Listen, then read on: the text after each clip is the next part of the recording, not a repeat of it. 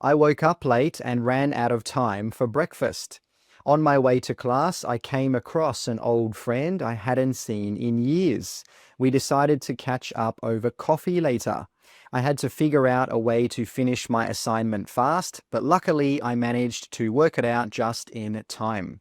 So, did you get all of those phrasal verbs? Hey guys, it's Shane here, and in this video, I'm going to show you 10 phrasal verbs you can use in IELTS Speaking to increase your vocabulary band. But not only that, we're also going to look at what phrasal verbs actually are and how to use them. But before we do that, if you're looking to get a band 7 or higher in IELTS, make sure you check out our IELTS preparation course because it's going to take you through every section step by step and you'll see high level answers so you know what to do to get band 7 or higher. The link is in the description. All right, so let's get started. The first thing we need to talk about is what is a phrasal verb? Well, a phrasal verb is a verb combined with a word like a preposition or an adverb. For example, out, up, or in. The meaning is often different from the individual words. For example, give up means to stop trying. It's not talking about giving or up.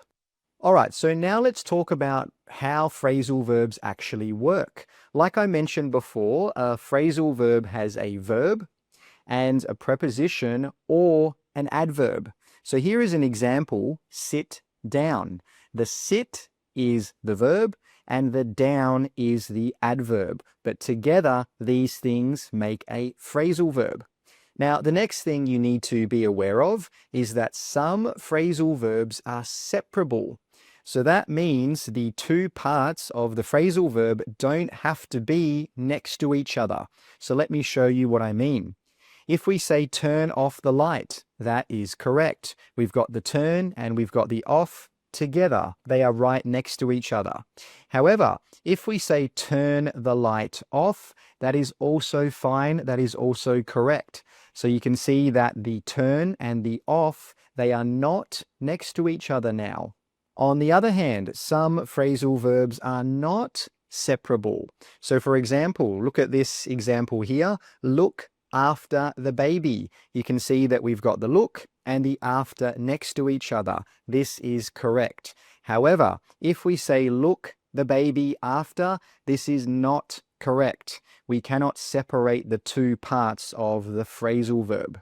Now, another thing you need to be aware of is that some phrasal verbs need an object, and these types of phrasal verbs are called transitive phrasal verbs, and some don't need an object. These are called intransitive phrasal verbs. So let me show you some examples. Give up. This phrasal verb here needs an object. For example, I gave up chocolate. You need to say what you're talking about. On the other hand, wake up does not need an object. So you can say, I wake up at 7 a.m. You can see there that there's no object. So now you know the basics of phrasal verbs. So let's look at 10 of them that you can use to increase your speaking band score. Let's start with phrasal verb number 1, which is come across. Come across means to find something by chance. So you didn't intend to find it, you just happened to find it. Is it separable? No, it is not a separable phrasal verb. Does it need an object? Yes, it does. Now here are some collocations. Come across something and come across a person. So if you come across a person, you just find or meet that person by chance. It was not planned. So here are some examples. I was cleaning out my closet last weekend and I came across a box of photos from when I was a child. So this simply means that you just happened to find those photos. It wasn't planned. And here is one more example. People often come across useful information online when they're not even looking for it. So come across is a great phrasal verb to use when you find something unexpectedly. You don't plan it, it just happens. Now let's look at phrasal verb number 2, which is figure out. Figure out means to find an answer or solution after thinking about it. So is it separable? Yes, it is. Does it need an object? Yes, it does. Here are some synonyms: solve, work out, and understand. And here are some collocations: figure out a problem. So if you figure out a problem, you find an answer or a solution to that problem. Figure out a way and figure something out. These are two more collocations. So let's have a look at some examples. I had to figure out how to manage my time better during exam times. So I had to find an answer in regards to how to manage my time better.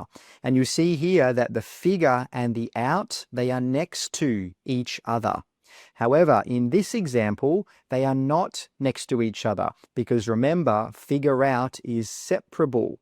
So it can take years for people to figure their goals out, especially when they're under pressure to succeed quickly. So just one more time, you can see that we've got figure, then we've got their goals, and then we've got out, which is the last part of the phrasal verb. So figure out is a super useful phrasal verb when you're talking about solving a problem or understanding something after thinking it through. Now let's move on to phrasal verb number 3, which is run out of. Run out of means to have no more of something, so there's nothing left. Is it separable? No. And does it need an object? Yes, it does. Here are some synonyms: use up and finish. Here are some collocations: run out of time. So if you run out of time, well, you have no more time left. Run out of money, well, no more money left. Run out of ideas, run out of fuel. So here's the first example. I ran out of money during my holiday, so I had to be really careful with spending. You can see here that this phrasal verb is not separable. So we've got the ran, the out, and the of together. They are next to each other. Here's the second one. If a company runs out of new ideas, it can quickly fall behind its competitors. So this simply means if a company doesn't have any more ideas, well, that can be a problem. Run out is perfect for talking about situations where you've used something completely, whether it's time, money, or something else like patience. So let's move on and have a look at phrasal verb number 4, which is catch up with. The with is optional. It depends on how you're using this phrasal verb.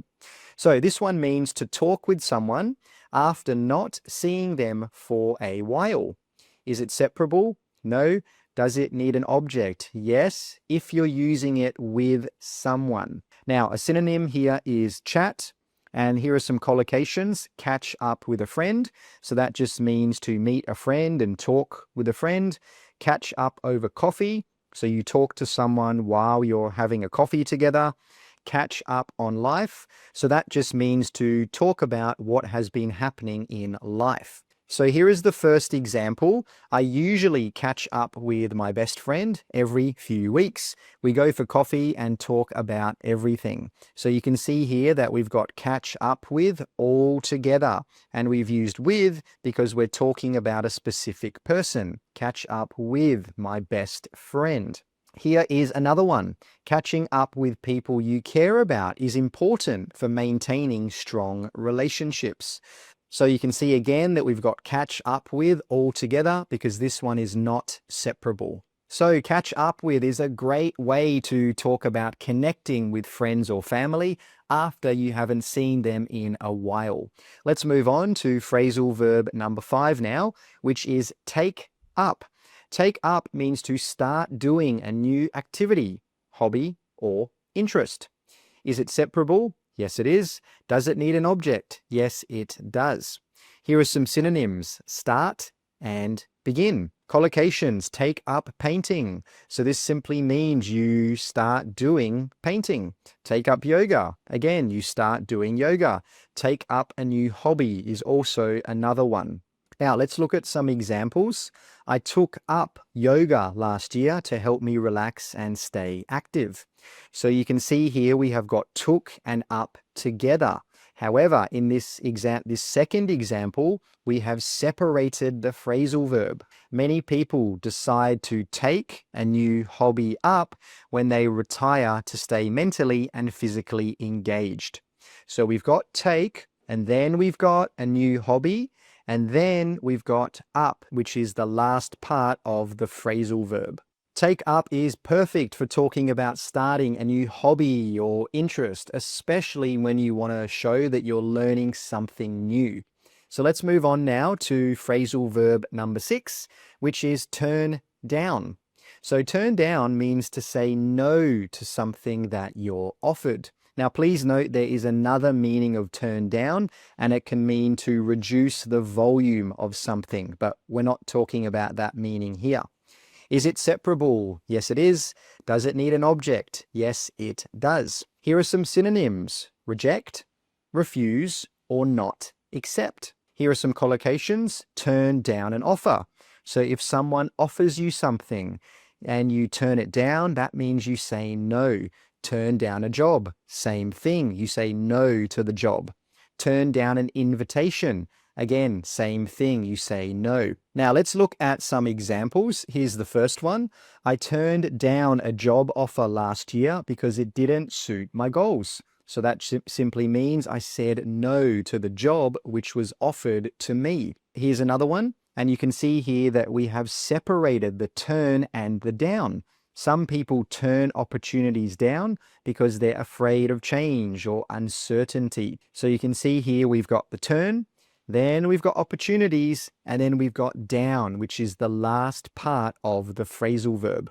So turn down is a really useful phrasal verb when you want to talk about when you say no to something like a job or an invitation. Let's move on now to phrasal verb 7, which is look forward to. Look forward to means to feel happy or excited about something that will happen, something that will happen in the future. Is it separable? No, this one is not.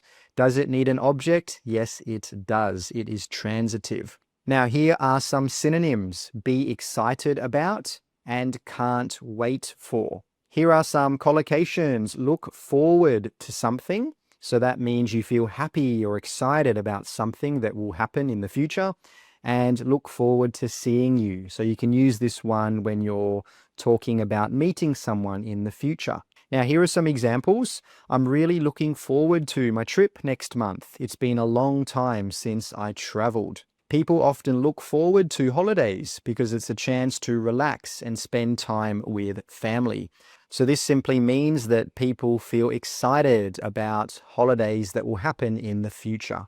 Look forward to is a great way to show excitement about the future. And remember, it's normally followed by a noun or a verb with an ing.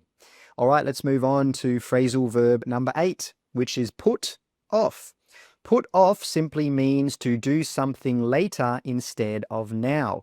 And we normally use put off to talk about something that we should do now, but we decide to do it later. Is it separable? Yes, it is. Does it need an object? Yes, it does. Here are some synonyms: delay and wait to do. Collocations: put off homework. So that means you don't do the homework now, you do it later. Next one, put off a meeting. So again, you don't have the meeting now, you do it later. And the last one, put off a decision. So here's an example. I often put off studying until the last minute, which makes things stressful. So you can see with this one that put and off are together. This is different to this second example where the put and off have been separated. There's something in the middle. Some people put important tasks off because they don't feel motivated or focused. So you can see here that we've got put, then we're saying what we put off, and that's important tasks. And then we have off, which is the second part of the phrasal verb. Put off is a very common and useful phrasal verb to talk about things that you wait to do later. And it's normally because you don't want to do them. Let's move on to the next one, which is phrasal verb 9. This one is work out. And work out, it has several meanings, but we're going to focus on this meaning here, which means to solve a problem or to understand something. Is it separable? Yes, it is. Does it need an object? Yes, it does. Some synonyms are solve and fix. Here are some collocations. Work out a problem. So that simply means you solve a problem, you find the answer. Work out the answer and work things out. Now let's have a look at some examples. We had a small issue during our group project, but we worked it out quickly. So note here, we've got something in between worked and out, because remember, this one is separable. Here's one more example. In any relationship, people need to work out their problems by communicating clearly and listening to each other. So this simply means people need to fix or solve their problems. And note here that we've got work and out together. So work out is great for talking about solving problems, but just be careful because work out can also mean to exercise. For example, I work out regularly to stay healthy. Now let's move on to the next one, which is phrasal verb number 10, which is grow up. Grow up means to become older and more mature. Is it separable? No, this one is not separable.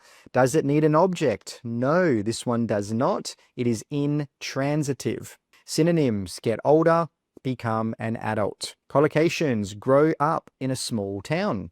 So that means you probably start as a child in the town and then you become older and more mature in that small town. Grow up quickly and grow up with someone. Here are some examples. I grew up in a small town near the mountains and it was really peaceful. So note here we have got the two words together. And also note that when you're using phrasal verbs, you need to think about the tense. So with this example, we have said grew because we're talking about the past. Because remember, the first part of a phrasal verb is just a normal verb. Here is the second one. Children who grow up in big cities often become more independent at an earlier age. So they were 10 phrasal verbs for IELTS speaking. If you want to learn 10 words that will increase your speaking band score, make sure you watch this video right here. Thanks for watching. Take care and all the best with your studies.